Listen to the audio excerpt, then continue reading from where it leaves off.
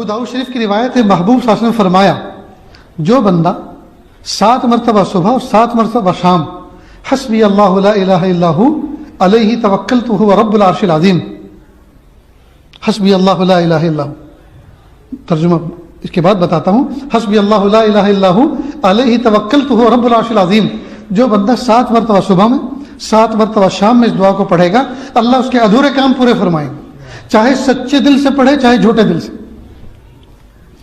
حدیث پاک میں چاہے سچے دل سے پڑھے چاہے جھوٹے دل سے پڑھے، 7 مرتبہ صبح 7 مرتبہ شام اللہ تعالیٰ اس کے ادھورے کام پورے فرمائیں۔ اللہ اکبر کبیرہ، کتنی بڑی بات ہے دوست۔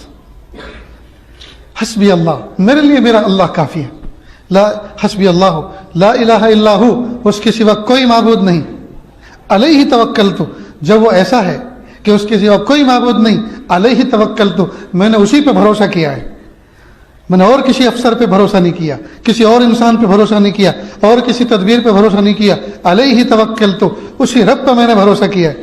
حسبی اللہ لا الہ الا ہو علیہ توکلت وہو رب العرش العظیم، اور وہ عرش عظیم کا رب ہے۔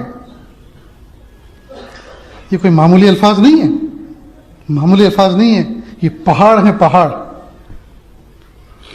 مومن بندہ یقین کے ساتھ پڑھے، 7 مرتبہ صبح میں 7 مرتبہ شام میں، اور روایت میں تو سچے دل سے پڑھے یا جھوٹے دل سے پڑھے، اللہ تعالیٰ اس کے ادھورے کام پورے فرمائیں۔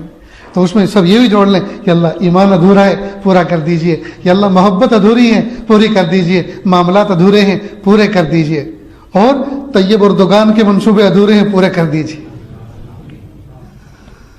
جی، اسلام اور اہل اسلام کے حق میں اس کے منصوبے ادھورے ہیں، اللہ پورے کر دیجئے۔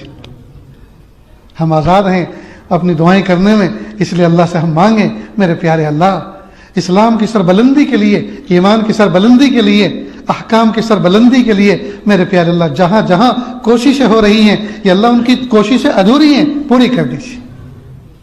کریں یہ دوستو، اس میں بہت کچھ ملایا جا سکتا ہے۔ گھر بن رہا ہے، اللہ گھر ادھورا ہے پورا کر دیجیے۔ دکان کا ڈیکوریشن ہو رہا ہے، اللہ ڈیکوریشن ادھورا ہے پورا کر دیجیے۔ مال کا آرڈر ہے، مال پورا نہیں ہے، اللہ مال ادھورا ہے پورا کر دیجیے۔ تو اس میں ساری ادھوری چیزوں کو جوڑ لیں۔ حسبی اللہ لا الہ الا ہو علیہ توکلت وہو رب العرش العظیم۔